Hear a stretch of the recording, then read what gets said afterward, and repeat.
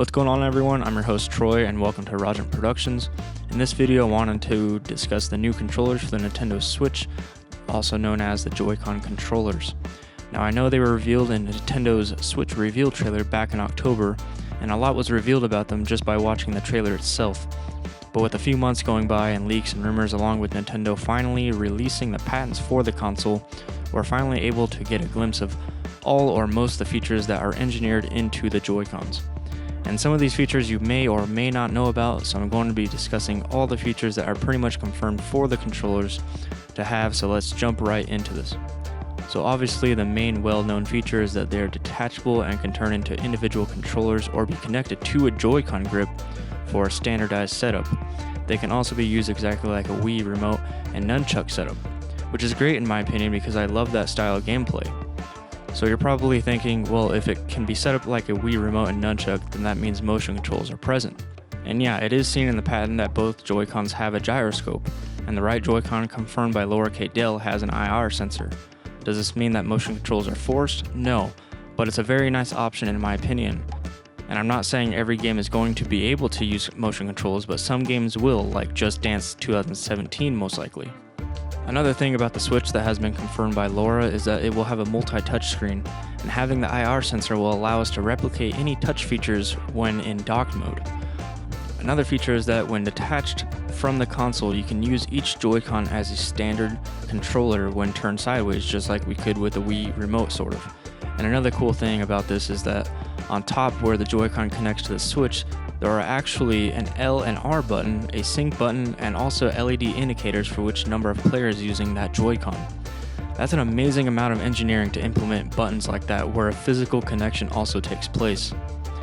It seems to be that the right Joy-Con is the main out of the two, since for one it has the IR sensor as well as an NFC scanner for amiibos and whatever else Nintendo plans to use for it. So for those who are wondering about how amiibos will be scanned, that is how, assuming we will just place it over the right Joy-Con. When playing with the Pro Controller, I'd assume you'd have to take out your Joy-Con to scan an amiibo, or maybe the Pro Controller will have NFC on it?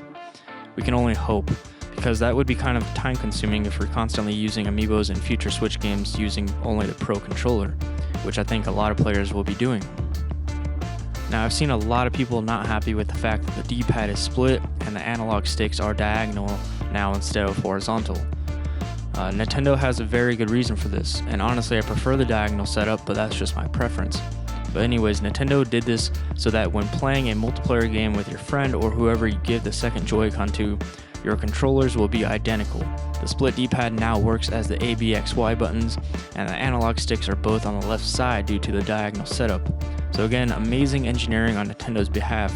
And people have already been complaining about the size of the Joy-Cons as if they have held them already. I have trust in Nintendo when it comes to ergonomics with their controllers. I'm sure they are going to be comfortable in any form we choose to play them in. Another feature, and this is more of a future-proof feature of the Joy-Cons, but we see in this patent that the Joy-Cons can actually be held and work just like VR controllers, even having the little triggers on the back when held in this position.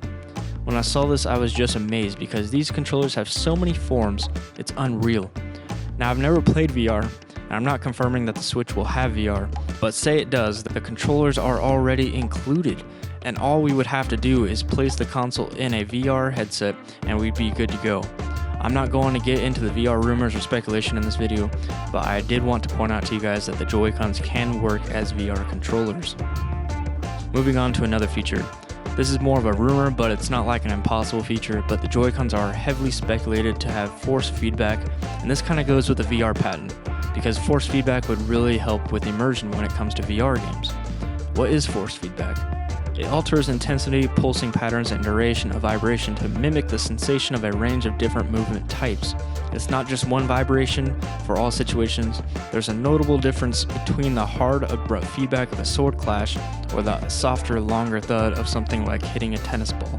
So yeah, I don't see this as an impossible feature, but it's been heavily rumored, and I wouldn't be surprised if we saw this come the 12th at Nintendo's Switch event. Now on to the last feature, and this is about the battery. Each Joy-Con will obviously have its own separate battery, but we will most likely never have to charge them, or if so, not very frequently. This is because the Joy-Con grip will act as a battery pack, so when the Joy-Cons are on the grip, they will be being charged. And say your grip battery is dead, you could just plug that in via USB and have it charging the grip and the Joy-Cons at the same time. When in undocked mode, the Joy-Cons will be charged by the console itself, unless of course you're playing with them off the console. So charging the controllers won't be a very repetitive thing, since they will be constantly being charged most ways you play with them. So in conclusion, the Joy-Con controllers have every single feature from all previous Nintendo controllers, including the Wii and the Wii U's controller, having an IR sensor, gyroscopes, portable screen, NFC, and more. These controllers are part of the future proofing to the Switch. We can safely assume that they will be customized in different forms and have additional features in the future. And the console having female attachable ports on the sides opens up many opportunities for the Switch to have additional hardware add-ons in the future. The Joy-Cons are the next big thing. They are truly an all-in-one controller and can mimic almost everything you can name. And that's going to do it for this video. I hope you all enjoyed, and hopefully you learned something about the Joy-Cons that you didn't know before or were unclear about previously. And before you go, make sure you subscribe here at Roger Productions for more content just like this, and stay up to date on all things gaming, rumors, and more. Your feedback is very important to me as well, so if you liked the video, please give it a thumbs up. If you disliked it, give it a thumbs down, and I'll catch you guys in the next one.